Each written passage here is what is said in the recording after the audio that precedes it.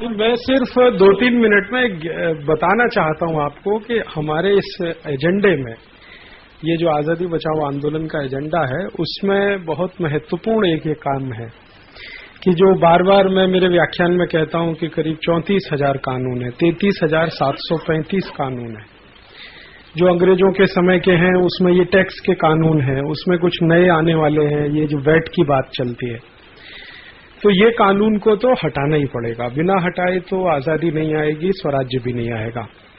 बस प्रश्न अपने साथ है जो बेलजी भाई ने कह दिया, जो मैं नहीं कहता आपसे, वो यही है कि आप जब ये कानून हटाने की लड़ाई लड़ेंगे तो आपकी ताकत जो है सरकार की ताकत के बराबर यदि है तो लड़ाई आपकी हो सकती है, और अगर आपकी ताकत कुछ कम है तो सरकार आपको क्रैश कर देगी। क्योंकि ये जो स्टेट होता है ना, ये बहुत निर्मम होता है।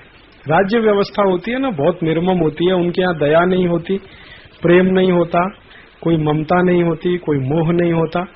वो एक ही बात जानते हैं, वो क्रैश करना जानते हैं, क्योंकि अंग्रेजियत से उन्होंने वही सीखा है। अंग्रेज भी यही करते थे। जब तक अंग्रेजों की ताकत आपकी ताकत से ज्यादा रही, उन्होंने क्रैश ही किया। और उस क्रशिंग में माने उन्होंने जब बुरी तरह से अत्याचार किया तो 51 लाख हिंदुस्तानी उसमें मारे गए। तो अब वो दौर था जब लोगों में खून था, उबाल था, जुनून था। गांधी जी जैसे तपस्वी लोग थे जो ऊर्जा भरने वाले थे, तब 50 लाख लोग मारे गए। अभी अगर हम ये करेंगे तो इतने तो मारे जाएंगे, ये तो आप जान लीजिए। 1 करोड़ भी मारे जा सकते हैं, क्योंकि अमलदारशाही और राजनीतिक पार्टियां दोनों एक साथ होंगे। आपके खिलाफ इस लड़ाई में दुश्मन कौन होगा?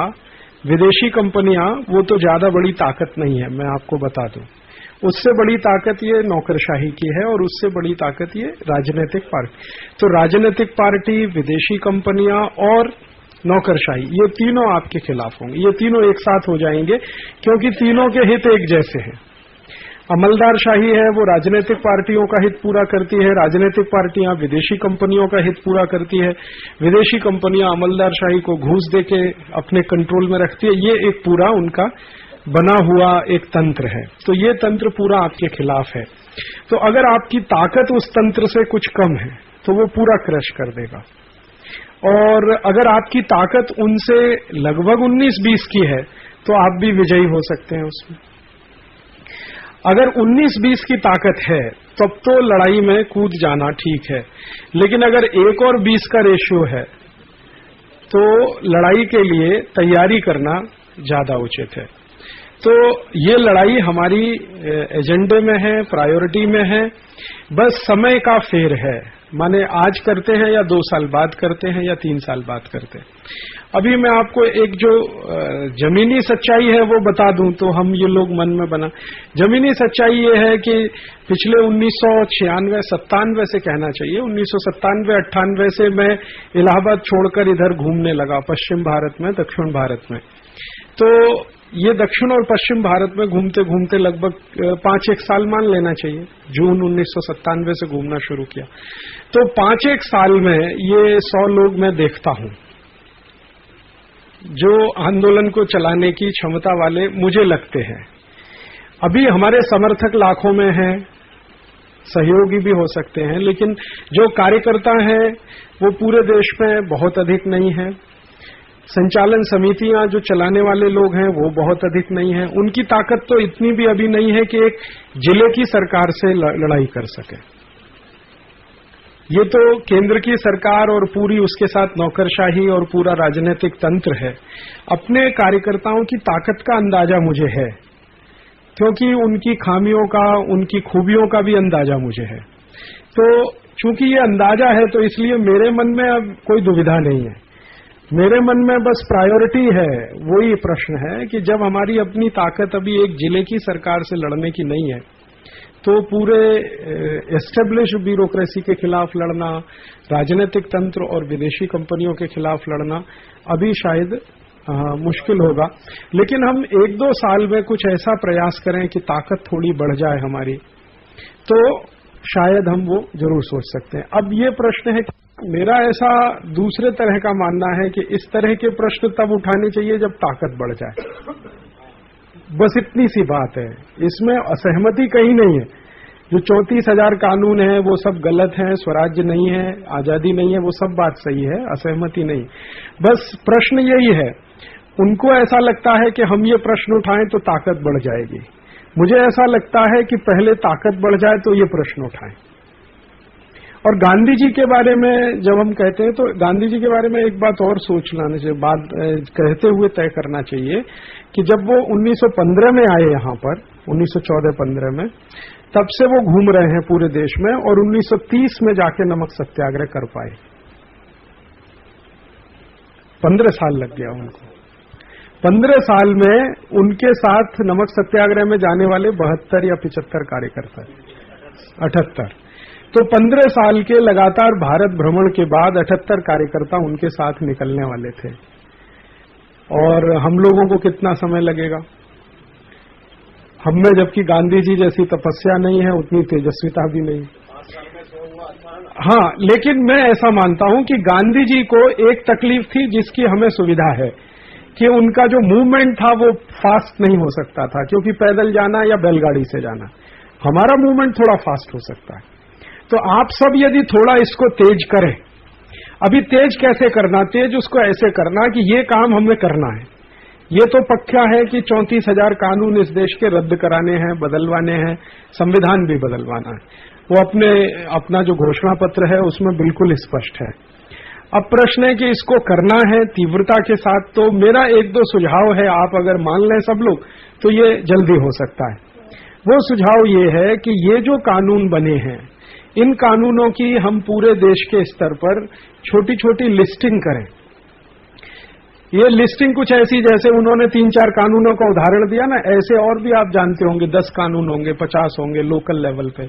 उनकी एक सूची बनाए, वो सूची लोगों के पास जाए। लोग हैरान परेशान होते हैं, लेकिन उसका कंबाइंड इफेक्ट नहीं है उनके ऊपर। किसी एक कानून से होते हैं, कोई 2 से होता है, कोई 5 से होता है। एक साथ यदि उनको ये समझा सके कि देखो ये 25,000 है या 30,000 है या 5,000 है या 500 है या 50 है, तो उनके मन में थोड़ी ताकत ज्यादा होगी विरोध करने की। एक दूसरा, हम ये बात को लेके हिंदुस्तान के सभी संगठन के पास जाएं।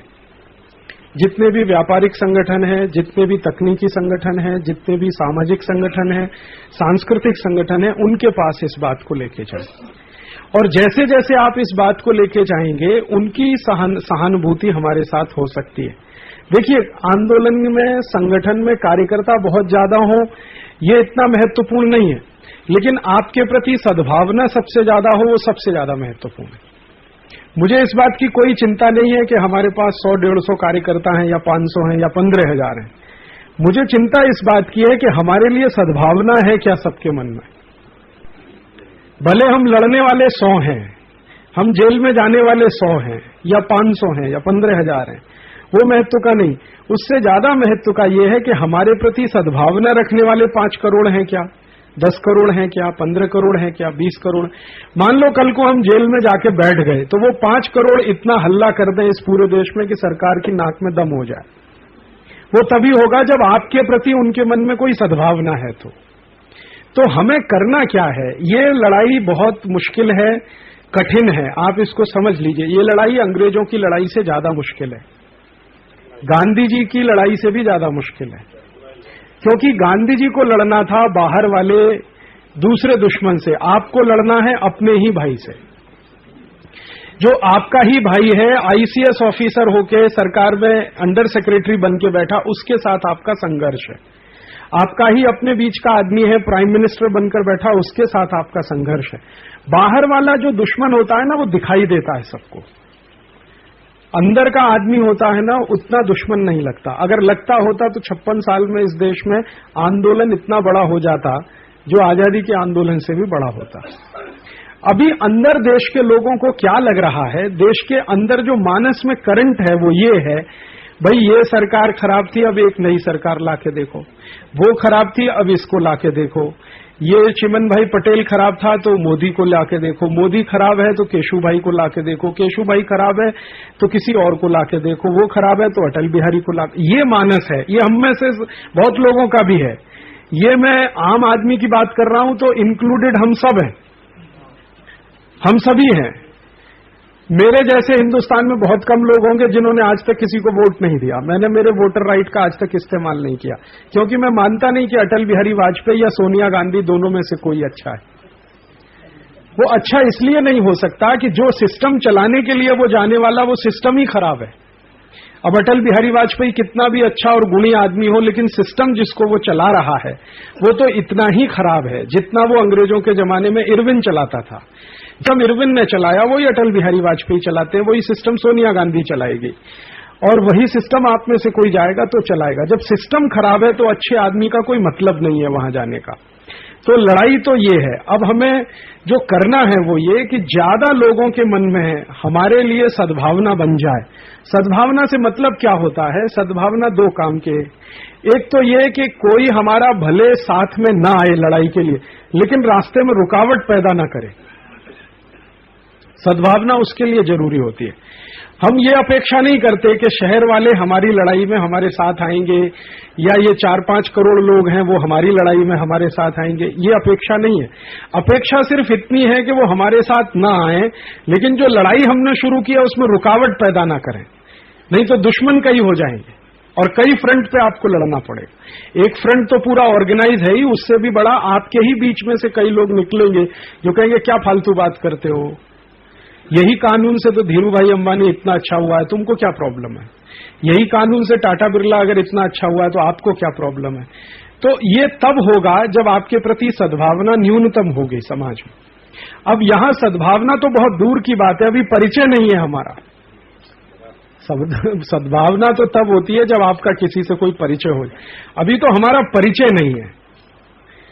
अगर इसको थोड़ी देर के लिए आप राजीव दीक्षित को माइनस कर दीजिए, फिर बताइए कि आपका कितना परिचय है लोगों के साथ, या आजादी बचाओ आंदोलन का आपने कितना परिचय कराया है लोगों से, कितना जानते हैं लोग? अभी भी राजीव दीक्षित माने आजादी बचाओ आंदोलन जानते हैं, आजादी बचाओ आंदोलन माने राजीव दीक्षित नहीं जानते। आप साधारण ट्रेन में कभी सफर करते होंगे, पूछना आजादी बचाओ आंदोलन क्या है, तो वो सोचे और उसको पूछो राजीव दीक्षित, हाँ अच्छा राजीव दीक्षित है। तो वो राजीव दीक्षित को ज्यादा जानते हैं, आंदोलन को कम जानते हैं। अभी परिस्थिति है, तो हमारा तो परिचय नहीं है ठीक से अभी लोगों से, और अगर परिचय नहीं है तो सद्भावना पैदा होने की बात तो बहुत दूर की है। और जब सद्भावना हो जाए तो आप कोई लड़ाई लड़ने के लिए तैयार हो सकते हैं, इस उम्मीद से कि भाई सद्भावना तो है लोगों के मन में हमारे प्रति, भले वो हमारे साथ कंधे से कंधा मिला के नहीं लड़ सकते क्योंकि उनकी अपनी लिमिटेशंस हैं। वो सद्भावना जब तक नहीं है, आपके प्रति परिचय नहीं है आपका लोगों के प्रति, तब तक ऐसा कोई बड़ा कदम उठाना वो एक अच्छे नेता का काम नहीं होता। जो सेनापति होता है ना, उसका मुख्य काम यही होता है कि परिस्थिति का आकलन करके युद्ध की घोषणा करे। अगर आपने परिस्थिति का आकलन ठीक से नहीं किया है और आपने कूद गए हैं तो वही होगा जो 1857 में हुआ है। 1857 में बिना तैयारी के हमारे देश में ये जो सब शुरू हो गया, उसके दो दुष्परिणाम निकले। एक तो अंग्रेजों को क्रैश करने का मौका मिल गया, दूसरा 90 साल हमको सतत लड़ना पड़ा और 50 लाख लोगों की कुर्बानी। अगर वही काम परिस्थिति की तैयारी और समझ के साथ किया होता तो 1857 से 3 साल के अंदर आजादी आ जाती, 1860 में आ जाती। वो हुआ क्या कि अति उत्साह में कुछ लोगों ने मई के महीने में कहीं शुरू कर दिया, कहीं जून में हो गया, कहीं कहीं सितंबर में हो गया, कहीं नवंबर में हो गया। बहुत ही अनऑर्गेनाइज लेवल पे सब चला और वही थोड़ा ऑर्गेनाइज हुआ 1942 में, हालांकि ज्यादा ऑर्गेनाइज तब भी नहीं हुआ था। परिणाम आ गया उसका, वो जितने लोग 1857 में मर गए उतने 1942 में नहीं मरे। 1942 में तो अंग्रेजों की हालत खराब हो गई थी गिरफ्तार करने में, लेकिन 1857 में क्रैश करने में भी उनको कोई तकलीफ नहीं थी क्योंकि ऑर्गेनाइजेशन कमजोर था। क्योंकि कोई ऑर्गेनाइजेशन नहीं होता है तो ऊपर वाले को क्रैश करने के लिए रास्ता मिलता है। तो अभी तो हम में शक्ति आ जाए, सबसे बड़ी बात तो हमारी अपनी शक्ति की है।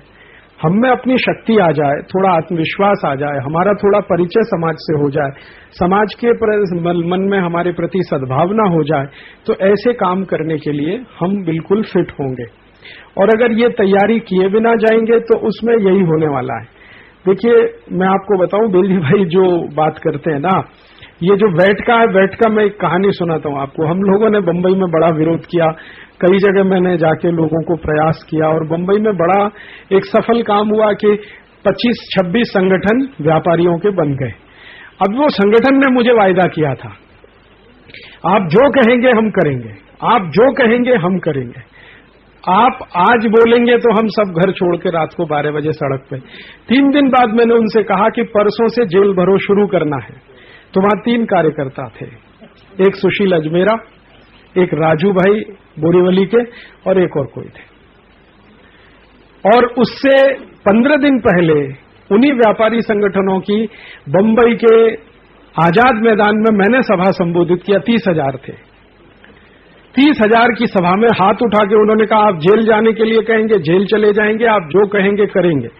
और 1 हफ्ते के बाद मैं कह रहा हूं कि बस परसों से जेल भरो शुरू करना है, तो मैंने हमारे कार्यकर्ताओं को कहा कि आप आगे रहेंगे, बाकी सब पीछे रहेंगे। तो अपने 3 कार्यकर्ता थे, वो 30,000 में से एक भी नहीं था।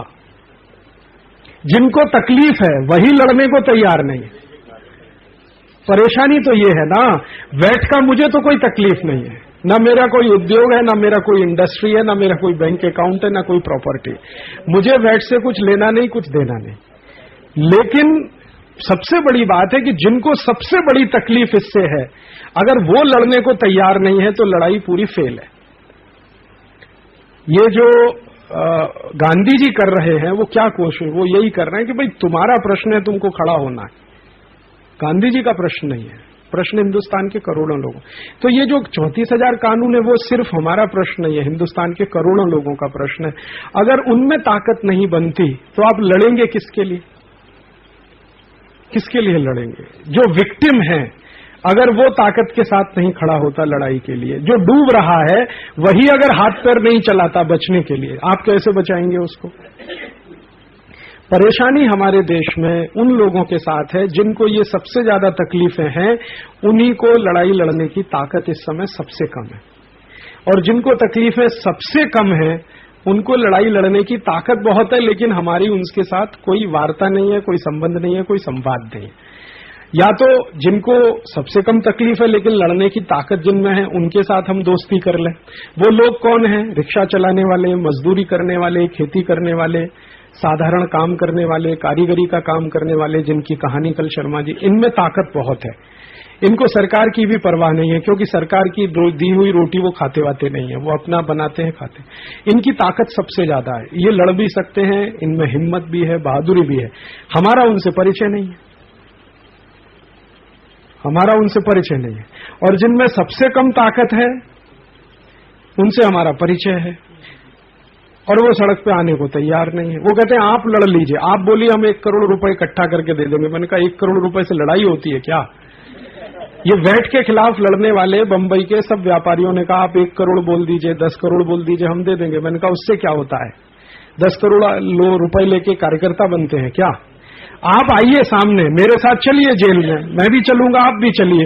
ये छोड़ दीजिए कि 15 दिन धंधा नहीं चलेगा, महीने भर नहीं चलेगा, बीवी क्या खाएगी, बच्चे क्या खाएंगे, उसमें तकलीफ है।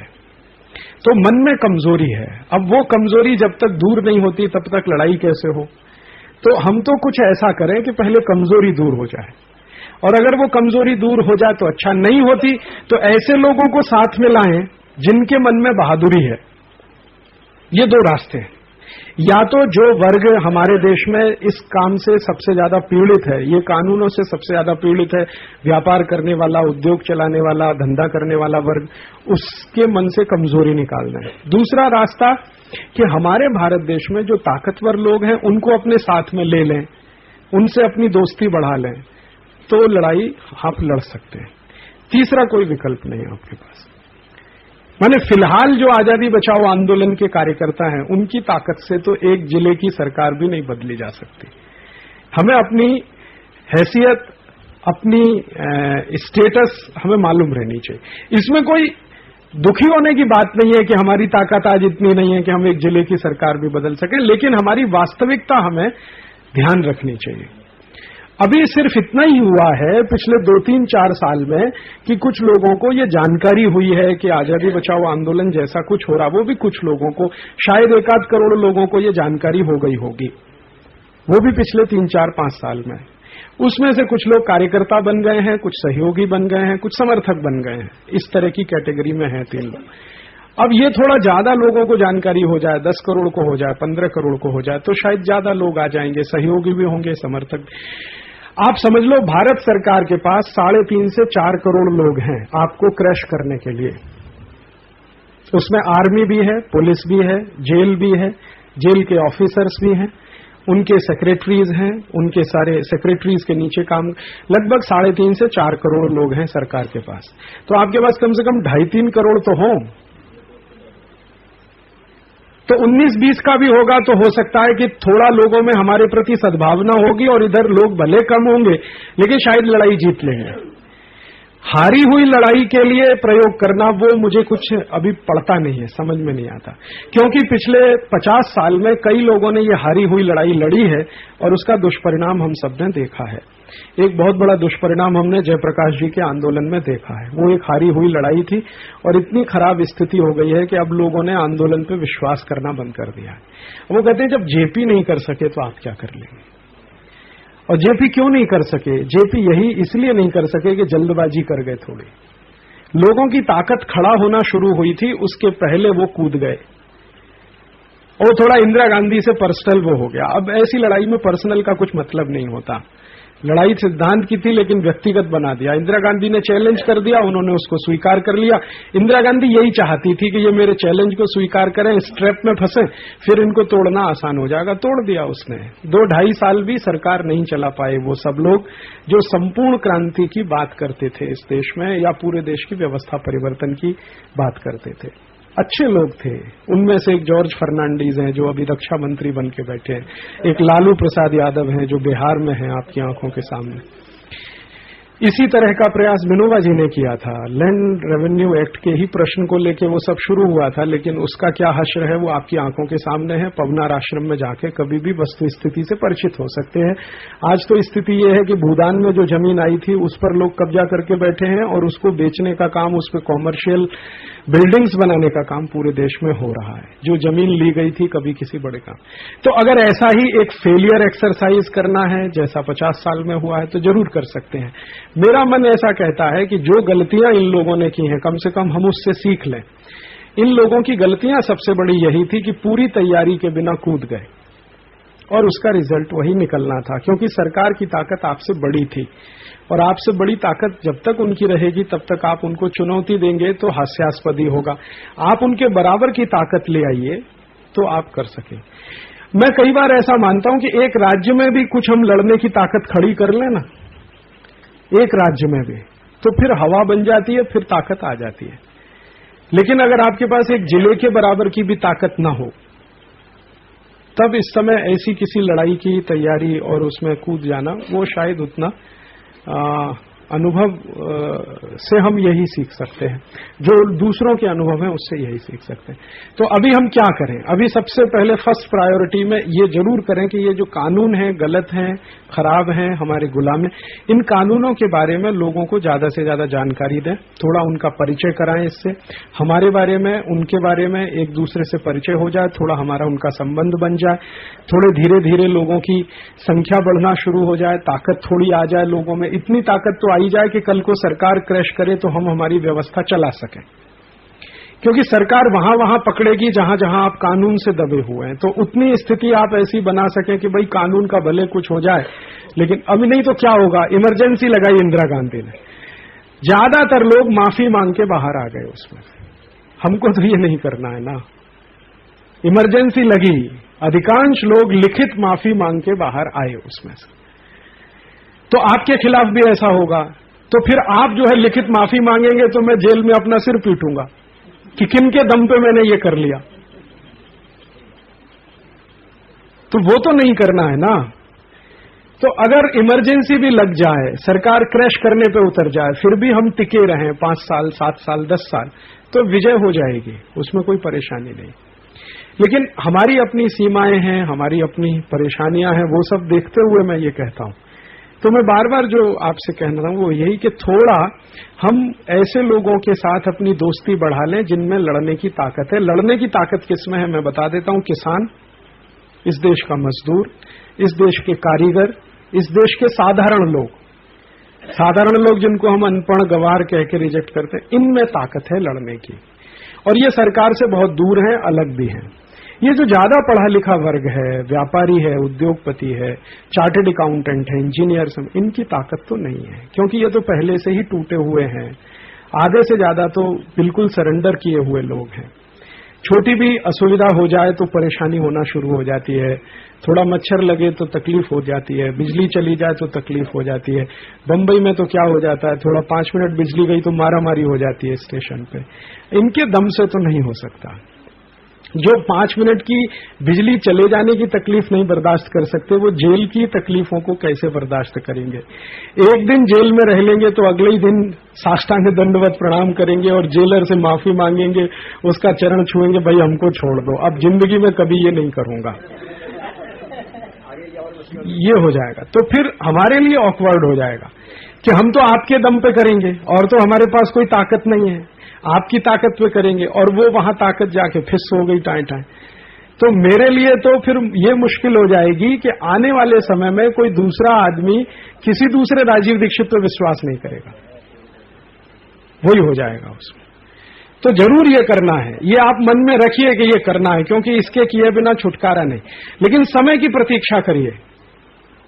कई बार समय भी होता है ना, उसका भी कैलकुलेशन किया जाता है। गांधी जी को एक आंदोलन से दूसरे आंदोलन तक जाने में मिनिमम 10 साल लगता था। 1920-21 में असहयोग किया, 1930 में जाके नमक सत्याग्रह किया। अब उनको जैसे 10 साल लग जाता था, आप भी तो जरा 10 साल लगा दीजिए अपना। तो अगर आपने 10 साल लगा दिया तो ये मुश्किल नहीं है, हो जाएगा। गांधी जी में और आप में बस एक ही है कि उनको वो सुविधाएं उपलब्ध नहीं थी जो आपको हैं।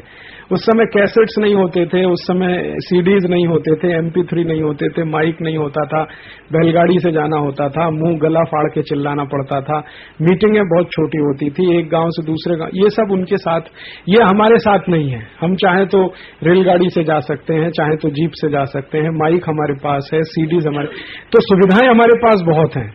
तो बिना सुविधा के अगर उनको 10 साल लगा, और तपस्वी आदमी को 10 साल लगा जो अफ्रीका से सब करके आए थे, अगर भारत में कुछ ऐसी खास बात है कि काम यहां तुरंत नहीं होता, जल्दी नहीं होता, धीरे धीरे होता है। इस देश का आदमी बहुत सहनशील है, इसलिए समय लगता है उसको। ये 10-12 साल के अनुभव से मुझे समझ में आया कि इस देश के आदमी को किसी चीज की जल्दी नहीं है, बिल्कुल जल्दी नहीं है। इस देश का बिल्कुल जल्दी नहीं है, क्योंकि मान्यता वैसी है ना कि अगला जन्म भी तो पड़ा है कुछ करने के लिए, सब यही जन्म में थोड़ी करना है, अगले जन्म में भी करना है। तो चूंकि जल्दी नहीं है, अब यूरोप में ऐसा नहीं होता, यूरोप में बिल्कुल उल्टा होता है। वहां हर आदमी को जल्दी है, क्योंकि जीवन एक ही है, इसी जीवन में सब करना है, तो जल्दी है। हमको जल्दी नहीं है। अब चूंकि ये जल्दी नहीं है सामान्य आदमी के मन में, तो वो अपनी ही स्पीड से चलेगा। आप उसको कितना भी डंडा मारोगे, फटकारोगे, वो नहीं करने वाला। अच्छा, आदमी की तो छोड़ दो, हमारे कार्यकर्ताओं की बात करता हूं, कितना धीमे धीमे काम करते हैं वो मैं जानता हूं। कितना धीमे धीमे हमारे कार्यकर्ता काम करते हैं, जिनके मन में कुछ करने की ललक है, उनको मैं जानता हूं। तो एक बाहर वाले आदमी की मैं क्या बात करूं। तो जब हमारी स्पीड इतनी धीमी है काम करने की, तो बाहर वाले की तो हमसे भी धीमी होने वाली है। हम थोड़ी समझ वाले लोग हैं, जब इतनी धीमे गति से चलते हैं, काम करते हैं, तो बाहर वाले और भी ज्यादा धीमी गति से चले। तो चूंकि गति हमारी धीमी है काम करने की, तो उसमें इमीडिएट एक्शन संभव नहीं है। जब आप बहुत फास्ट हैं तो एक्शन बहुत फास्ट हो सकते हैं, स्पीड आपकी स्लो है तो एक्शन भी स्लो होने वाले।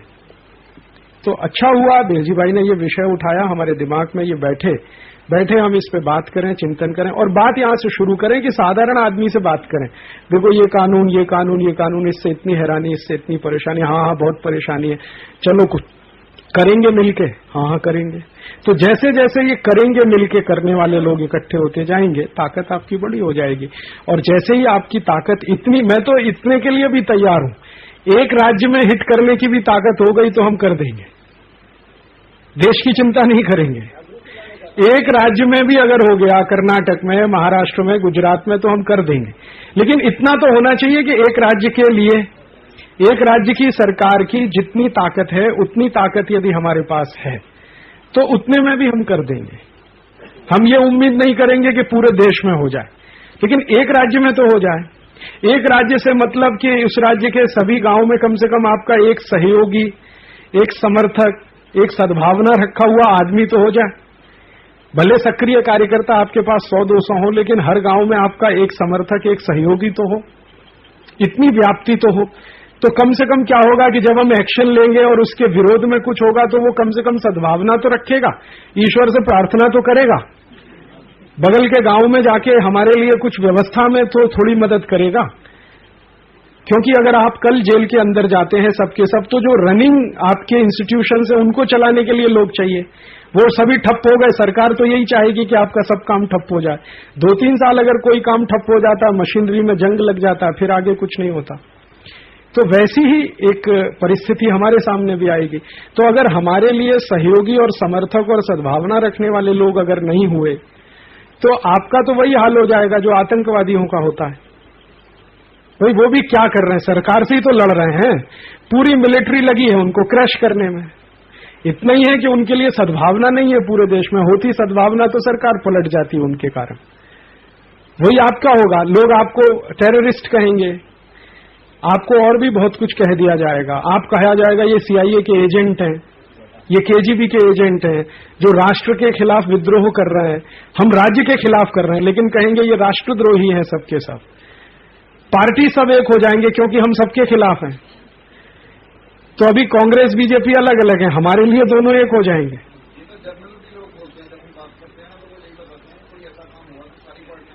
हाँ, तो आपके खिलाफ पार्टी जाने वाली है, ब्यूरोक्रेसी आपके खिलाफ जाने वाली है, मल्टीनेशनल्स आपके दुश्मन पहले से ही बनकर बैठे हुए हैं। टाटा बिरला डालमिया के मन में आपके प्रति कोई सद्भावना नहीं है क्योंकि वो उनके कोलैबोरेटर हैं, और इधर जो साधारण आदमी है उससे हमारा कोई परिचय नहीं है। तो किसके दम पे लड़े?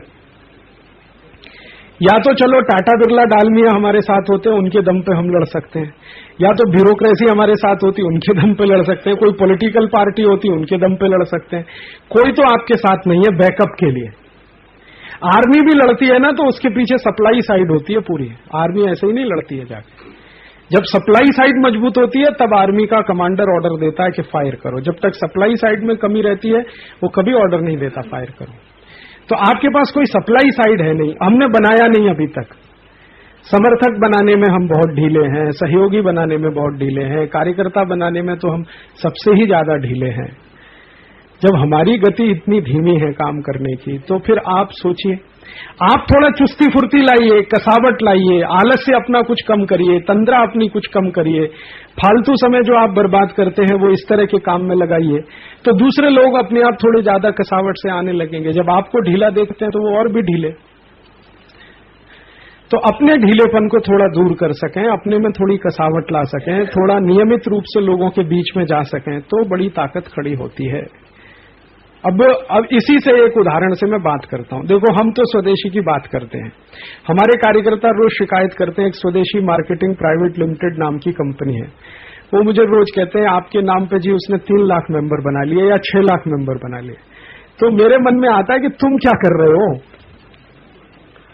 जिसके पास राजीव दीक्षित है वो 1 मेंबर नहीं बना सकता, और जो राजीव दीक्षित की कैसेट बेच लेता है वो 6 लाख मेंबर बना सकता है, या 3 लाख बना सकता है, या 3.5 लाख बना सकता है।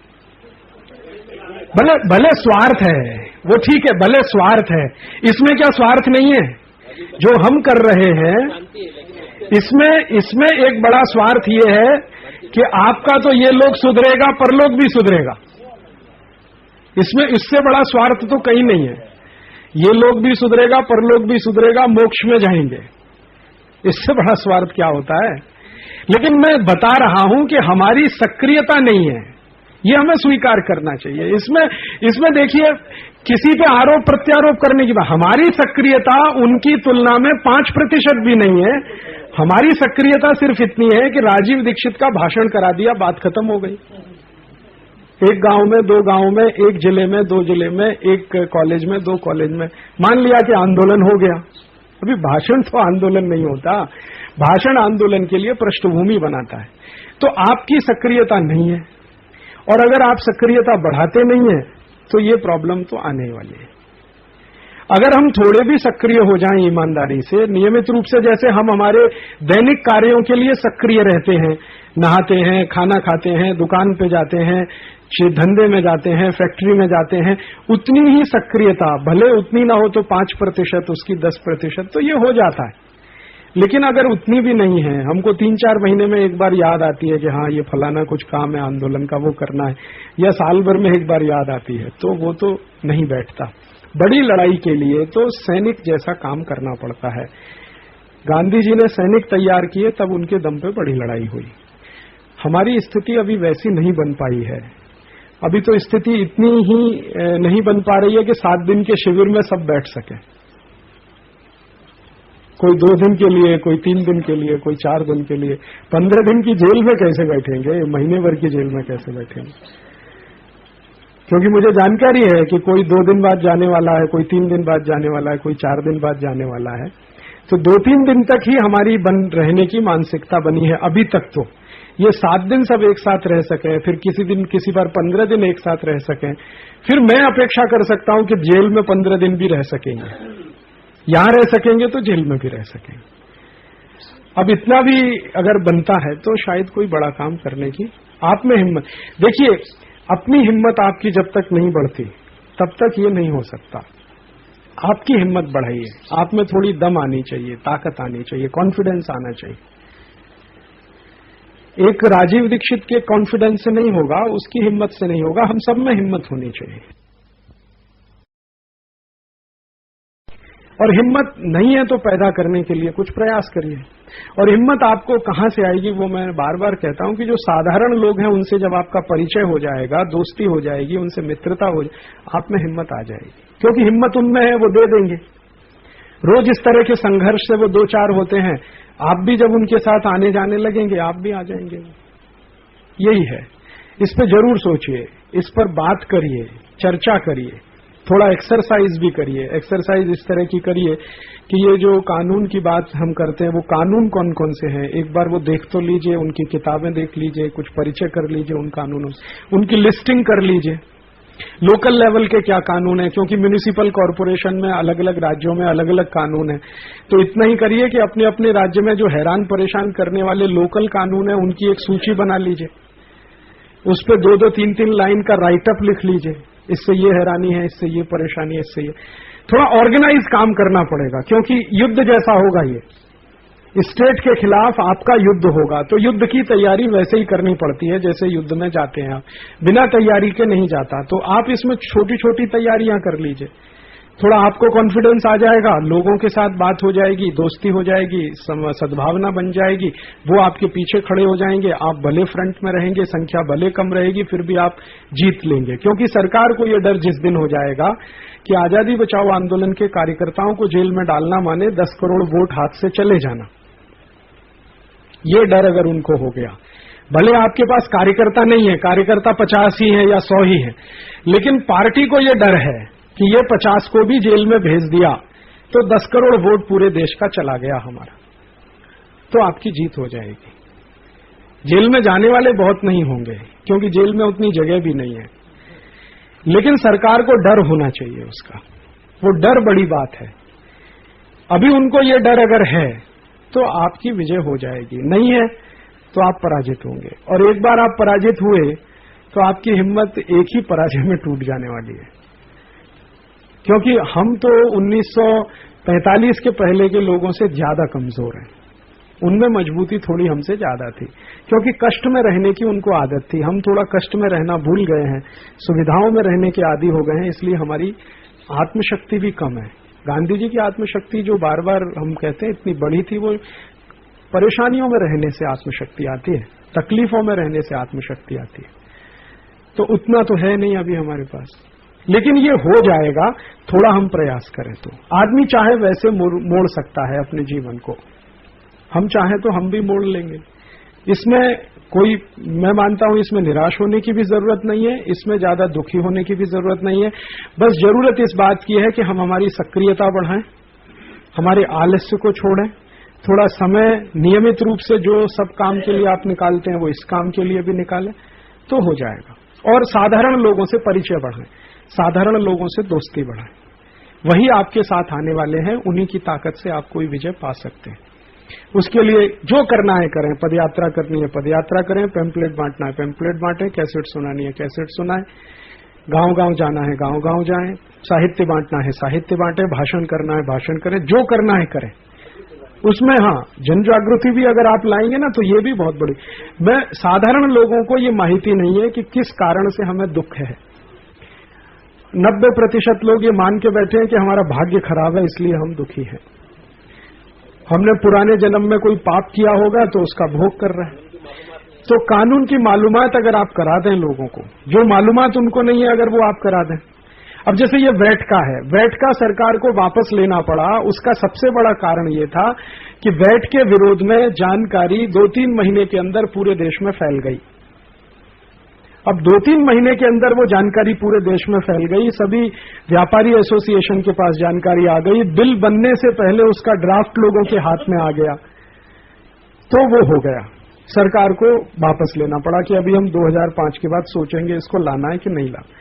अगर ऐसे ही सबके बारे में माहिती पूरे देश में हो जाए तो बहुत तेजी से सरकार पीछे हट जाती है। सरकार में भी ज्यादा दम नहीं है, ये भी आप जान लीजिए। जितनी दम अंग्रेज सरकार में थी उसका तो 10 छटाक भी इसमें नहीं है जो अभी सरकार। ये बहुत डरी हुई सरकार है, बहुत कमजोर सरकार है। लेकिन बस इतना ही है कि माहिती वाले लोग ज्यादा हो गए, उसी दिन सरकार इस सबको बदल देगी। हो सकता है जेल भी नहीं जाना पड़े, आपने बस ऐलान कर दिया, उतने में सरकार कहेगी अच्छा जी बताइए अभी नया कानून क्या बनाए हो। ये भी हो सकता है। ताकत उसमें भी ज्यादा नहीं है, ताकत हम में भी ज्यादा नहीं है, लेकिन इतना जरूर है कि जन जागृति जो होनी चाहिए इस काम के लिए वो बहुत कम है लोगों में। अगर थोड़ा आप कर सकें तो हो जाएगा। वो तो कैसेट तो निकल जाएगी, लेकिन मेरा ये कहना है कि थोड़ा थोड़ा आप उसको जानने की कोशिश करें, क्योंकि बात तो आपको करनी है। तो मैं बार बार बेलजी भाई आते हैं, वो ये कहते हैं संविधान ही कम से कम देख लीजिए देश का, उसमें आपको क्या क्या खराब लगता है उतनी जानकारी हो जाए। फिर कुछ कानून है उसमें क्या क्या खराब लगता है। कानून की सब किताबें बाजार में उपलब्ध हैं, 30, 35, 40 रुपए से लेके 200-250 रुपए के बीच में है। नहीं है तो वकीलों से कुछ दोस्ती कर लीजिए, अपने बीच में कुछ वो बता देंगे। लिस्टिंग कर लीजिए, एक लिस्ट तो बना लें कि मान लो गुजरात में ये 1000 कानून हैं जो लोगों को हैरान परेशान करते हैं, कर्नाटक में ये 2000 कानून है जो हैरान परेशान करते हैं, बंबई में ये 500 कानून है जो हैरान परेशान करते हैं, या कोई भी कानून। तो ये कानून के बारे में अगर आप थोड़ी थोड़ी भी माहिती कर लेंगे तो इससे आपका आत्मविश्वास आएगा। अभी तो मैंने कह दिया 34,000 कानून है, आपने सुन लिया मान भी लिया, लेकिन देख तो लीजिए वो 34,000 ही है या 35,000 है या 40,000 है या 32,000 है, उतना तो कर लें। थोड़ा अपने लेवल पे ये करना शुरू करेंगे ना तो थोड़े दिन में हो जाएगा। ये असंभव ये कुछ भी नहीं है, दुनिया में कुछ भी असंभव नहीं होता। जो 2 सबसे ज्यादा असंभव बातें दुनिया में कही जाती थी कि ईस्ट और वेस्ट जर्मनी कभी एक नहीं हो सकते, वो हो गए। जो और भी उससे बड़ी असंभव बात कही जाती थी वो ये कि यूरोप के देश कभी एक नहीं हो सकते, वो भी हो गए। 12-13 देशों ने मिलकर कॉमन यूरोपियन करेंसी बना लिया, मार्केट बना लिया, अब पार्लियामेंट बनाने जा रहे हैं, कल आर्मी भी बना ली। दुनिया में सबसे ज्यादा असंभव मानी जाने वाली बातें थी ये कि यूरोप कभी एक नहीं हो सकता, क्योंकि यूरोप के सभी देश एक दूसरे के विरोधी, सबने एक दूसरे पे हमले किए हैं। स्पेन ने पुर्तगाल पे किया, पुर्तगाल ने स्पेन पे किया, इटली ने फ्रांस पे किया, फ्रांस ने इटली के खिलाफ किया, इंग्लैंड वाले फ्रांसीसियों को गाली देते हैं, फ्रांसीसी इंग्लैंड वालों को गाली देते हैं, सब एक दूसरे के खिलाफ घृणा से भरे हुए। इतनी ही घृणा है जितनी भारत और पाकिस्तान में, शायद उससे भी ज्यादा। फ्रांस में आप जाएं तो ये महसूस कर लेंगे कि हर फ्रांसीसी के मन में अंग्रेज के प्रति कितनी घृणा है और हर अंग्रेज में फ्रांसीसी के प्रति कितनी घृणा है। उतनी घृणा के बावजूद ये सब एक हो सकते हैं, जो असंभव लग रहा है तो ये भी असंभव नहीं है, ये भी संभव है, लेकिन उसके लिए प्रयास करना है। जर्मनी को भी एक करने में बहुत प्रयास हुआ है और उसमें 30-40 साल लग गए हैं, तब जाके दोनों एक हुए हैं। कॉमन यूरोपियन मार्केट बनाने में भी इतना समय लगा है उनको, तो हमको भी थोड़ा समय लगेगा। समय को लगा के थोड़ा सा ये करके, दिशा क्या है वो मैंने बताया। एक काम आप ये कर लीजिए कि ग्रुप बना के स्टडी शुरू करिए। स्टडी से मेरा मतलब कोई ये वकील, ये मैसूर वाले लड़के हैं, ये जा सकते हैं क्योंकि बार एसोसिएशन में 2 व्याख्यान हो गए और बार एसोसिएशन वाले सब जानते हैं। उनको कहिए कि भाई हमको ये करना है, कि कौन कौन से कानून है जो अंग्रेजों के जमाने के बनाए हुए हैं वो कर्नाटक में आज भी चल रहे हैं। आज वाले कर लो, आज वाले कर लो। 1950 के बाद से कितने ऐसे कानून है जो हैरान परेशान करते हैं। ये वकील आपको बता देगा, कोई भी वकील बता देगा ये कानून ये परेशानी करता, वो कानून ये परेशानी करता, वो उसकी लिस्ट बना लो। लिस्ट के आधार पर लोगों से चर्चा शुरू करो। वो चर्चा जो है वो लोगों को आपसे जोड़ेगी। फिर लोगों को अच्छा है आप ये बात करने वाले हैं, चलो हम भी आपके साथ हैं, चलो हम भी आपके साथ। ये बिल्कुल सही है। कोई लोग स्वदेशी पे हमारे साथ नहीं होंगे लेकिन इस विषय पे साथ आ जाएंगे, तो इस पे आ जाएंगे साथ, लेकिन उनके साथ चर्चा तो हो, विचार तो हो, बहस तो हो। अभी जैसे हमने एक सूची निकाली, क्या स्वदेशी क्या विदेशी, ऐसी सूची निकाल दो जिले स्तर पर कि ये कानून है जो हैरान परेशान करते हैं, ये कानून को हटाने का है। मान लो आपने एक सूची बना के बांटना शुरू कर दिया। एक प्रदेश ने एक बार किया, दूसरे ने किया, फिर तीसरे ने किया, फिर ऐसे 8-10 जगहों पे भी आपने किया, तो वो एक साधारण माने जो वर्ग है उसके लिए अभियान जैसा बन जाएगा। उसका जुड़ाव आपके साथ हो जाएगा, सद्भावना भी आपके प्रति हो जाएगी, ताकत भी आपकी बन जाएगी। उसी में कोई दिन एक प्रस्ताव कर लें कि भाई अब तो हम ना सहकार आंदोलन करेंगे, असहकार आंदोलन करेंगे या सिविल नाफरमानी करेंगे, शुरू हो जाएगा। एक जगह शुरू होगा, फिर उसकी आग दूसरी जगह, दूसरे से तीसरी जगह, क्योंकि एक बार ये बात फैल चुकी होगी, चर्चा हो चुकी होगी, तो देर नहीं लगती आग लगने में। एक जगह हमने शुरू किया, मान लो कर्नाटक में मैसूर से शुरू किया, तो राजकोट तक पहुंच जाएगा 6-8 महीने में, फिर राजकोट से दिल्ली तक पहुंच जाएगा। फिर क्या होगा, कुछ लोग हैं जो दूर से देख रहे हैं, वो भी कहेंगे हाँ चलो अब इसमें साथ में आ जाए। तो फिर क्या होगा कि ये पॉलिटिकल पार्टी की शक्ति, सरकार की शक्ति और ऑर्गेनाइज सेक्टर, ये भी हमसे कम ही पड़ेगा उस स्थिति में। तो वो कम पड़ जाए तो आप जरूर जीत जाएंगे। आपको विजय पानी है ये मान के काम करिए, असफल नहीं रहना है, सफल होना है, कानून हटवा के वापस आना है। तो मान लो हम आखिरी स्तर तक लड़े उसके लिए, तो वो मन की तैयारी रहे तो हो जाएगा। 2-4 राज्यों में कोशिश करेंगे, बाकी 2-4 में अपने आप से हो जाए। तो ऐसे शुरू करिए, इसमें से ये काम निकल आया। अब ये काम आप शुरू करिए लौट के कि आपके लोकल स्तर पे वकीलों के साथ मिलकर एक लिस्ट बनाइए, वकीलों के साथ मिलिए। कोई इनकम टैक्स वाला मिल जाए, कोई सेल्स टैक्स वाला मिल जाए, कोई कॉरपोरेशन के कानून वाला वकील मिल जाए। सभी एक्सपर्ट्स वकील तो है ना हर जगह। सिविल लॉ का कोई मिल जाए, क्रिमिनल लॉ का कोई मिल जाए। ऐसे वकीलों से मिलकर कहिए जी हमको एक लिस्ट बनानी है, लिस्ट बनानी है ऐसे कानून की जो भारत के लोगों को हैरान परेशान करते हैं। तो कोई वकील 10 बता देगा, कोई 15 बता देगा, कोई 20 बता देगा, आपकी लिस्ट में आ जाएगा। सब आप उसको कलेक्ट कर लेंगे, फिर उस पर पैम्पलेट बन जाएगा। वो पैम्पलेट का जो पूर्व भाग है वो हम लोग लिख लेंगे, एक जैसा होगा। अंदर का थोड़ा बहुत अलग अलग हो सकता है, स्टेट के हिसाब से हो। फिर उसको ऐसे ही डिस्ट्रीब्यूट करेंगे जैसे अभी स्वदेशी विदेशी पत्रक डिस्ट्रीब्यूट करते हैं। और उसका डिस्ट्रीब्यूशन जब लाखों में हो जाएगा, थोड़ा बहस होगी, चर्चा होगी, लोग अपने साथ आना शुरू हो जाएंगे, वकील भी बहुत सारे अपने साथ आ जाएंगे, कई लोग आ जाएंगे। तरीका तो यही है, यही तरीके से आप आगे बढ़ेंगे। अभी स्वदेशी का जैसे माहौल बना वैसे ही कानून का बनाना पड़ेगा। फिर उसमें बात करना, चर्चा करना, फिर बहस करना, सेमिनार, ये सब आगे आगे चलता जाए, ऐसे करना पड़ेगा। तो ये रास्ता है। इस पे आप कुछ संकल्प लेके यहां से जाएं कि हम लौटते ही अपने अपने राज्य की लिस्टिंग कर लेंगे। 6 महीने के अंदर आप मुझे सूचित कर दीजिए कि हमने 50 कानून की लिस्ट बना ली। भले 50 की बनाई, 25 की बनाई, अगर आपने 50 की बना ली है तो 500 की भी बन जाएगी, 5000 की भी बन जाएगी। और अगर नहीं बनी है तो 1 की भी नहीं बनेगी। तो एक बार लिस्टिंग बन जाए फिर बात हमारे लिए करना आसान हो जाएगा। वकीलों से चर्चा होगी ना, चर्चा में से बहुत कुछ आगे बहुत वकील ही सामने आ जाएंगे जो आपको एक्सप्लेन करने लेंगे, देखो ये कानून कितना खराब है, ये कितना खराब है, ये कितना खराब। शायद हम भी नहीं जानते, उससे भी ज्यादा वो हमें बता देंगे, लेकिन उन्हें ये मालूम हो जाएगा। और इसमें सहयोग करने वाले हर जगह वकील भी मिलेंगे और कई जजेस भी मिल जाएंगे जो रिटायर हो गए, उनको भी तकलीफ है इन कानूनों से, तो वो भी मिल जाए। पुलिस वाले भी मिल जाएंगे, उनको भी तकलीफ है इन कानून से। तो अगर ये सद्भावना बना के हम चलेंगे, बहुत आसान है इसको बदल लेना। और बिना कुछ होमवर्क के, बिना किसी एक्सरसाइज के कूदेंगे तो।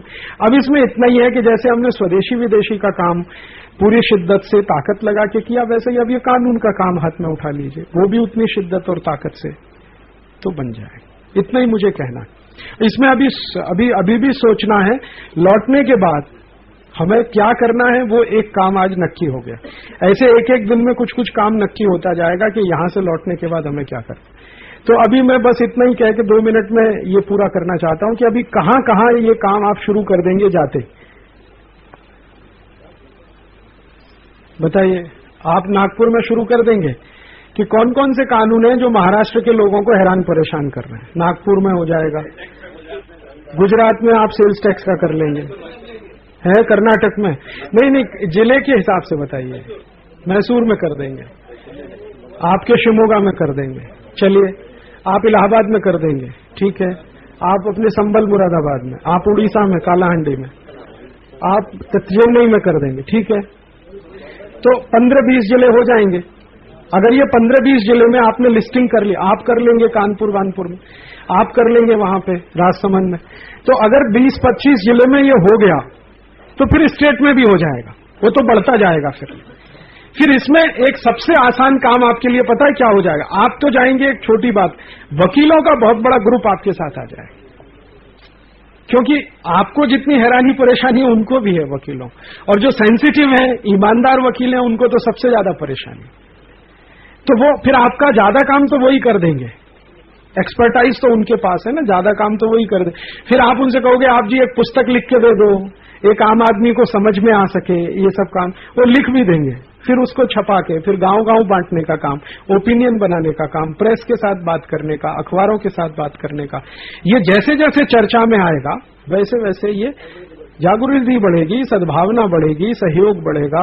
आपके प्रति 2 साल में 3 साल में ऐसा माहौल हो जाएगा कि आप 2005 में जेल भरने की बात करें, भले हम सब जेल में चले जाएं, लेकिन हमारे पीछे हल्ला करने वाले, सरकार को हैरान परेशान करने वाले लोग बहुत हों, तो सरकार सरेंडर भी कर देगी। इसमें कोई बड़ी ये वैट का तो उदाहरण हमारे सामने है ना। जितनी तेज जागृति फैली वैट के बारे में, उतना ही जल्दी सरकार ने सरेंडर किया। ये तो आप सब जानते हैं ना, ये तो 2-4 महीने पुरानी बात है, ज्यादा पुरानी। एक एक मुख्यमंत्री ऐसे बोलता था कि सवाल ही नहीं उठता कि मैं वैट लागू ना करूं।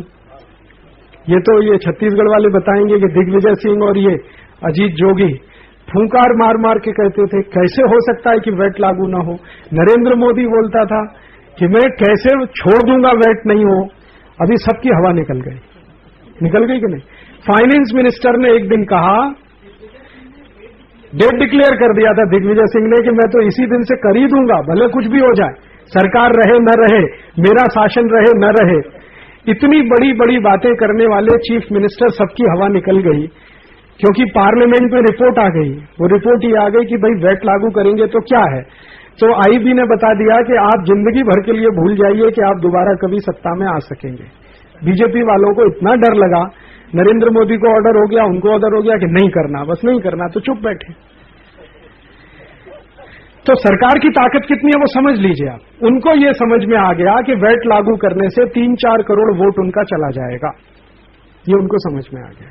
कांग्रेस को समझ में आ गया कि हमारा भी वोट बैंक कम हो जाएगा वैट लागू करने से, और ये दूसरे पार्टियों को भी समझ में आ गया कि हमारा भी वोट बैंक चला जाएगा।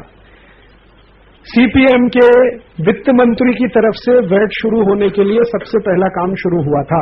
असीम दास गुप्ता वही कमेटी का चेयरमैन है। वैट लगाने वाली जो कमेटी है, वैट कानून बनाने वाली जो असीम दास गुप्ता है, वो सीपीएम का है। उसी ने सबसे पहले बोला कि मैं नहीं कर सकता मेरे स्टेट में, क्योंकि हम तो पूरे ही उलट जाएंगे अगर हमने ये किया। तो जितनी तेजी से ये हुआ, उससे पता चलता है कि सरकार कितनी कमजोर है। और अगर आप दूसरे कानून के बारे में अगर इतनी ही तेजी से जानकारी फैला सकें तो दूसरे कानून भी विड्रॉ कर लेगी सरकार। ऐसा नहीं है कि वो नहीं करेंगे। उनको बस ये हो जाना चाहिए कि ये वोट अब गया हमारे हाथ से। कितनी भी वर्ल्ड बैंक का प्रेशर, वैट के लिए तो सबसे ज्यादा प्रेशर वर्ल्ड बैंक का है ना, आईएमएफ का है। आईएमएफ वर्ल्ड बैंक का प्रेशर एक तरफ रखा रह गया और भारत की संसद ने बोल दिया कि जी हम नहीं कर सकते। अभी आईएमएफ ने क्या कर लिया या वर्ल्ड बैंक ने क्या कर लिया। कल को इतना ही प्रेशर डब्ल्यूटीओ के लिए हो जाए तो डब्ल्यूटीओ क्या कर लेगा या अमेरिका क्या कर लेगा। ये तो प्रेशर की बात है, और प्रेशर बनाने का सबसे सरल तरीका है माहिती का ज्यादा से ज्यादा लोगों तक पहुंचाना। वैट के बारे में जितनी तेजी से माहिती पिछले 6 महीने में भारत में पहुंची है, उतनी तेजी से माहिती किसी भी कानून के बारे में पहुंच जाए, वो कानून हट जाएगा इस देश में, कहीं से भी पहुंच जाए। तो वो आप कर लीजिए, वो कर लेंगे तो ये एक एक करके। और 2-4 कानून जहां बदले, तो बाकी बदलने के लिए दबाव तो लगातार बढ़ता जाए। तो एक एक्सरसाइज शुरू करिए। ये 10-15 जिलों के कार्यकर्ताओं ने कहा है, मैं मानता हूं 20-1 जिले में 6 महीने के अंदर एक सूची बन जानी चाहिए। 20-25 कानून या 50 कानून या 100 कानून या 500 कानून। जरूरी नहीं है कि उसमें सब कानून का नाम हो। आपने मान लो 10 कानून का नाम लिखा, फिर लिख दिया कि ऐसे ही 1000 कानून और है, लेकिन 10 ये हैं। वो 10 ऐसे कानून हों जो आम आदमी को सबसे ज्यादा परेशान करते हो, उनका तो डिस्क्रिप्शन कर दीजिए कि ये साधारण आदमी को सबसे ज्यादा तो ये परेशान करते हैं। ठीक है, बाकी आप सूची दे दीजिए कि 1000 ऐसे और भी हैं, 1500 ऐसे और भी हैं, 2000 ऐसे और भी कानून है। बस उतना काफी है। भले हैं 10 ही आपके पास डिस्क्रिप्टिव। ऐसे ही आप कर लेंगे तो भी बहुत बड़ा काम। फिर वो बाकी जो 10 हैं, फिर 15-20 तो हो जाएंगे। बहुत सारे वकील, ये मैसूर के कार्यकर्ता करें, ये जो शिमोगा के हैं वो करें, चेन्नई वाले करें, नागपुर में हो, फिर आप राजकोट में करिए, अहमदाबाद में करिए। और इसमें ध्यान यही रखिए कि जैसे कानून जो सबसे ज्यादा साधारण आदमी को परेशान कर रहा है, भले वो राशन कार्ड का है, जरूरी नहीं है कि वो सेल्स टैक्स का है। राशन कार्ड का कानून सबसे ज्यादा परेशान करता है साधारण आदमी को, तो राशन कार्ड का कानून। सेल्स टैक्स का व्यापारी को करता है तो सेल्स टैक्स का, कॉरपोरेशन टैक्स का करता है तो लेकिन आम आदमी को ज्यादा परेशान करने वाले कानून को पहले लीजिए। किसानों का ले लीजिए, लैंड एक्विजिशन एक्ट उनको सबसे ज्यादा परेशान करता है, उसका ले लीजिए। तो फिर इसमें कुछ बड़ा काम हो जाएगा। बड़ा काम कैसे हो जाएगा? कुछ वकील जब सामने आ जाएंगे, उनको इंटरेस्ट पैदा हो जाएगा, तो इनकी लीगल हिस्ट्री हम लोगों के सामने लाएंगे कि ये लैंड एक्विजिशन एक्ट की हिस्ट्री क्या है, क्यों लाया इसको अंग्रेजों ने, कैसे लागू किया, उसके पीछे उनका उद्देश्य क्या था, वगैरह वगैरह। ये सेंट्रल एक्साइज लाया तो उसके पीछे उद्देश्य क्या था, क्यों लाया इसको, ऐसी बातें सामने आई। वो बातें जब आएंगी तो वो और लोगों का खून खौलाएंगे।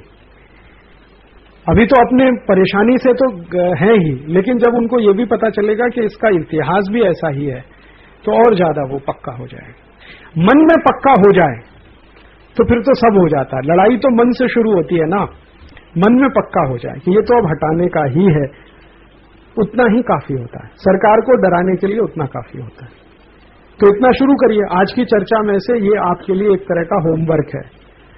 अभी मैं 6 महीने इंतजार करूंगा। आप मुझे बता दीजिए कि हमने 50 कानून का बना लिया, हमने 100 का बना लिया, हमने 500। पुस्तक लिखिए, पैम्पलेट लिखिए, 10 पन्ने लिखिए, 50 पन्ने लिखिए, 100 पन्ने लिखिए, लोकल भाषा में लिखिए। वो बिल्कुल जरूरी नहीं है हिंदी में लिखे, कन्नड़ में लिखिए, गुजराती में लिखिए, मराठी में लिखिए, क्योंकि आम आदमी को बताना है, समझाना है, तो वो स्थानीय भाषा में ही सबसे अच्छा होगा। फिर बाद में हिंदी विंदी हो जाएगा उसका, या हिंदी वाले कर लेंगे अपने इलाके में, उत्तर प्रदेश में और इधर कानपुर वानपुर। तो ऐसा कुछ करना। तो इसको उतनी ही तीव्रता से करिए जैसे आपने स्वदेशी विदेशी के लिए किया था। अब स्वदेशी विदेशी का काफी कुछ लोगों को पता हो गया। चलो अब एक नया काम शुरू किया, ये कानून का भी एक बार पता करा दी। देखिए, आपने उठाया स्वदेशी विदेशी। अब हिंदुस्तान में ऐसे बहुत संगठन है जो स्वदेशी विदेशी करने लगे। कोई अच्छा कर रहा है, कोई खराब कर रहा है, लेकिन करने लगे ना। कोई स्वार्थ के लिए कर रहा है, कोई परमार्थ के लिए कर रहा है, लेकिन करने लगे। कल को आप जब ये कानून का उठा देंगे तो ऐसे 100 संगठन और आ जाएंगे जो ये करने लगेंगे। फिर तीसरा कुछ और उठा देंगे, शिक्षा का उठा देंगे, तो और 100 संगठन आ जाएंगे, करने लगेंगे। तो ऐसे कोई दिन ऐसा हो जाएगा कि 500-700 संगठन यही करने लगेंगे, तो फिर ताकत आपकी बहुत हो जाएगी। भले वो आजादी बचाओ आंदोलन के नाम से नहीं करेंगे, अलग अलग नाम से करेंगे, लेकिन उनमें सूत्रबद्धता, कॉन्टिन्यूटी हो जाएगी, और वो कॉन्टिन्यूटी सरकार को डराने के लिए काफी होगी। अच्छा, ये भी यही करते हैं, ये भी यही करते हैं, अच्छा कर्नाटक में भी हो रहा है, आंध्र में भी हो रहा है, राजस्थान में भी हो रहा है, तो फिर तो आईबी वाले रोज तो रिपोर्ट देते ही हैं। तो सरकारों को सोचना ही पड़ेगा। ये टैक्सेशन के नियम भी बदल सकते हैं, बहुत कुछ बदल, लेकिन ये विषय अभी तक हुआ नहीं है। एक मैं आपको एक छोटी बात बताऊं, थोड़े दिन पहले जोगिंदर सिंह का फोन आया, जो सीबीआई का डायरेक्टर रह चुका है, जोगिंदर सिंह। उसने कहीं से कैसेट वैसेट सुना, दिल्ली में रहता, उसका फोन आया, तो उसने कहा कि आपकी कैसेट सुन के पहली बार मुझे पता चला कि 34,000 ऐसे कानून है देश में। सीबीआई का डायरेक्टर, जिसने हिंदुस्तान में 10 साल टॉप मोस्ट पोस्ट पे काम किया है, वो आदमी कह रहा है कि आपकी कैसेट सुन के पता चला कि देश में 34,000 ऐसे कानून हैं। मुझे तो आज तक न किसी प्रधानमंत्री से इस पर चर्चा हुई, न किसी प्रधानमंत्री के कैंडिडेट से चर्चा हुई, न लीडर ऑफ द अपोजिशन से हुई, न कोई पॉलिटिशियन से हुई, कोई बात ही नहीं करता इसके बारे में। और उस आदमी ने ईमानदारी के साथ ये बात फिर इंडिया टुडे में कही, और इंडिया टुडे ने उसका कैप्शन छापा जोगिंदर सिंह के नाम से। हाँ, तो अब जब सीबीआई डायरेक्टर की ये स्थिति है, जिसके कंट्रोल में आप समझ लो कितना बड़ा, तो आम आदमी की सोचो ना क्या होगा। हमारे एक मित्र है जो आईपीएस ऑफिसर हैं, लखनऊ में आईजी हैं। थोड़े दिन पहले उनके घर मीटिंग हुई थी, नाम नहीं लेता क्योंकि अभी वो सर्विसेज में है। वो एक दिन अकेले में मुझे यही कह रहे थे कि इंडियन पुलिस एक्ट में आपने जो कहा कि राइट टू ऑफेंस हर एक पुलिस ऑफिसर को है, राइट टू डिफेंस किसी को नहीं है। मैंने इस पे 15 दिन सोचा, और मैं मानता हूं ये सही है। 15 दिन लगा उस आदमी को ये स्वीकार करने में कि पुलिस ऑफिसर को राइट टू ऑफेंस है और पिटने वाले को राइट टू डिफेंस नहीं है। उसने कहा कि मैंने आपको पहली बार जब ये सुना तो मैंने माना ही नहीं कि ऐसा हो सकता। फिर उन्होंने सोचने के बाद वो कहता हाँ बात सही है आपकी कि पूरे कानून का निचोड़ है कि उसको राइट टू ऑफेंस है और किसी को राइट टू डिफेंस नहीं है। तो मैंने कहा अब आप इसका विरोध करिए। तो उन्होंने कहा वो तो तभी होगा जब मैं रिजाइन करूं, क्योंकि मैं इसी एक्ट से संचालित हूं, आईपीएस ऑफिसर उसी एक्ट से। लेकिन उसने ईमानदारी से इतना जरूर कहा कि आपकी इस बात को मैं फैलाऊंगा जरूर, ये जो यहाँ की ब्यूरोक्रेसी है इसमें फैलाऊंगा, सेक्रेटरी से बात करूंगा, मेरे नीचे जो डीआईजी हैं उनसे बात करूंगा, आपकी कैसेट की डबिंग करूंगा, उनको सुनाऊंगा, ये करूंगा वो करूंगा। अब वो कितना करते हैं वो एक अलग बात है, लेकिन वो आदमी ने ये स्वीकार किया, सीबीआई का जोगिंदर सिंह ये स्वीकार करता है। तो आप जान लीजिए कि इसकी जानकारी हिंदुस्तान में 0.0001% लोगों को भी नहीं है कि ये कानून और नियम से हमें कोई हैरानी परेशानी होती है, और यही हमको हैरान परेशान करते हैं। अब जब इतनी कम जानकारी है तो फिर लड़ाई थोड़ी मुश्किल है। तो उसमें पहला चरण तो यही है जनजागृति का, दूसरा चरण सद्भावना बनाने का, तीसरा चरण ओपिनियन बनाने का, चौथा चरण सीधे लड़ाई लड़ने का। तो 4 चरण की ये लड़ाई है। अब ओपिनियन बनाना और उसके पहले जागृति लाना, दोनों के लिए आपको ये करना पड़ेगा, लिस्टिंग करना, सूची बनाना, सूची को छपाना, स्थानीय भाषा में कानून की पुस्तक लिखना, पैम्पलेट बनाना 8 पन्ने का, 10 पन्ने का, 20 पन्ने का, उस पर चर्चाएं हो जगह जगह, लोग क्या कहते हैं, लोगों की ओपिनियन, वो सब जब होने लगेगा तो थोड़े दिन में आप जैसे 150 संगठन और भी आ जाएंगे, तो आपकी ताकत ऑटोमेटिकली ज्यादा होगी। उनके साथ मिलकर कोई एक एजिटेशन शुरू हो सकता है कि भाई अब जब तक ये कानून बदलेगा नहीं हम तो जेल में ही रहेंगे, चलो जेल भरो करो, ऐसा कुछ होगा उससे। तो संघर्ष फिर शुरू हो जाए, तब तक संघर्ष की तैयारी करिए। यही है, समझ आया हम सबको, बात बैठी है दिमाग, तो बात बैठ गई है तो अब ये कर लेना है। अब ये मैं आपको याद नहीं दिलाऊंगा, 6 महीने बाद आपकी चिट्ठी आ जानी चाहिए, भले एक पोस्ट कार्ड कि हमने इतने कानून का लिस्टिंग कर लिया, इतना भर चिट्ठी आ जाए, वकीलों की मदद से हो जाएगा, उसमें कोई मुश्किल नहीं। और हर जगह आपको ऐसे अच्छे वकील मिल ही जाएंगे जो इससे भी ज्यादा मदद करने को तैयार होंगे। जैसे ही वो जानेंगे अच्छा आप ऐसा कुछ करना चाहते हैं, वो सामने से आएंगे, हमारे पास ये है, हमारे पास ये है। कई वकील मिल जाएंगे अलग अलग हाई कोर्ट्स में जो आपको पूरा हिस्ट्री बता देंगे एक एक कानून का, और वो भी समझा देंगे। फिर वही आपके साथ स्पोक्समैन भी हो जाएंगे, उन्हीं के भाषण आप करा सकते हैं जगह जगह। फिर और ज्यादा ऑथेंटिसिटी आ जाएगी फिर उसमें कि देखो एक वकील बोलता है, ये जज बोलता है, ये बोलता है, सिर्फ हम नहीं बोलते, बाकी भी लोग बोलते हैं, तो ये अच्छा हो। हाँ देखिए, जिले स्तर पे मैंने इसलिए कहा कि आप जो ज्यादा फंक्शनल हो सकते हैं वो अपने जिले में ही हो सकते हैं, इससे ज्यादा फंक्शनल आप नहीं हो पाएंगे।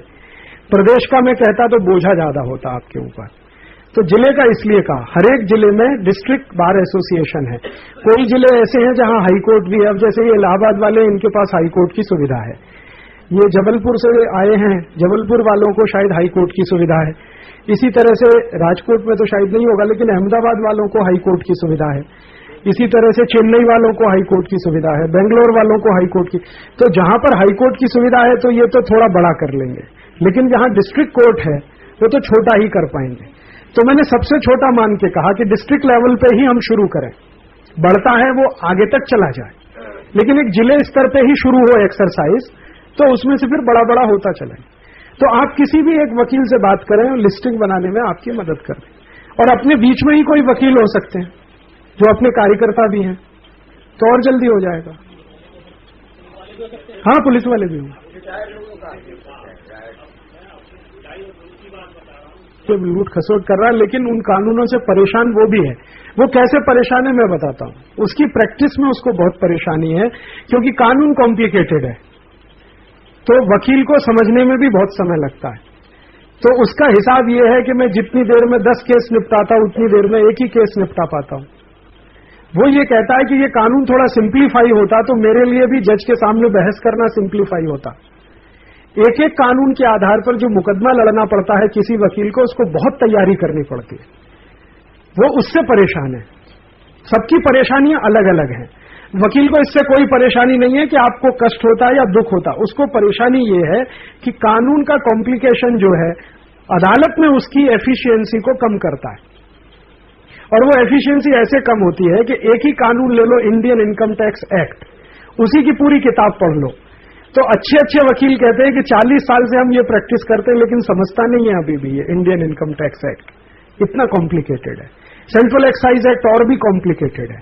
तो उसके कॉम्प्लिकेशन से वकील परेशान है, वो भी चाहता है कि ये बदलना चाहिए। जजेस परेशान है इस बात से कि इसमें सत्य की गुंजाइश नहीं है। अगर कोई ईमानदार जज है, वो कहते हैं आरोप प्रत्यारोप है, बहस है, कुबहस है, उसी में सब उलझ के रह जाता है। तो जज भी परेशान है, वकील भी परेशान है, आम आदमी भी परेशान है। परेशानियों के कारण सबके अलग अलग है, लेकिन एक ही काम से तीनों परेशान है। वो हट जाए, वो तीनों चाहते हैं, अलग अलग उद्देश्य से भले चाहते हैं। अंग्रेज भारत से चले जाएं, ये बिरला भी चाहता था। अंग्रेज भारत से चले जाएं, ये गांधी जी भी चाहते थे। और अंग्रेज भारत से चले जाएं, वो किसान भी चाहता था। लेकिन चाहना तीनों की अलग अलग है। बिरला जी ये चाहते थे कि अंग्रेज भागेंगे तो ये मार्केट मेरे कब्जे में आएगा। किसान ये चाहता था कि अंग्रेज जाएंगे तो लैंड रेवेन्यू कुछ कम हो जाएगा। और गांधी जी चाहते थे कि अंग्रेज जाएंगे तो स्वराज आ जाएगा। चाहना तीनों की है कि अंग्रेज भाग जाएं, लेकिन कारण तीनों के अलग अलग हैं। एक एक कारण से चाहता है, दूसरा दूसरे से, तीसरा। तो भले हमारे देश में भी ये कानून हटाने के लिए कारण अलग अलग होंगे, वकीलों के अलग कारण होंगे, जजों के अलग हो सकते हैं, सामान्य आदमी के अलग होंगे हमारे, लेकिन नफरत सबको उन कानूनों से है। पुलिस वाले वो कानून से कोई बहुत खुश है ऐसा नहीं है। वो कहते हैं यही इंडियन पुलिस एक्ट के आधार पर हम सब और भी बुरे नौकर हैं। अंग्रेजों के नौकर जो थे उससे भी ज्यादा बुरे आज हम हैं। तो उनको भी परेशानी है, हमको भी परेशानी। कानून का इंटरप्रिटेशन करने वाले को भी है और न्याय देने वाले को भी है, सब तो परेशान है। तो अगर परेशानी सबकी एक ही कारण से है, माने एक ही कानून से है, तो वो बदलना आसान हो जाएगा। भले उसमें उनके अलग अलग हिसाब से वो कैलकुलेशन करेंगे, वो तो सभी लोग करते, अलग अलग हिसाब के कैलकुलेशन से ही लोग आते हैं।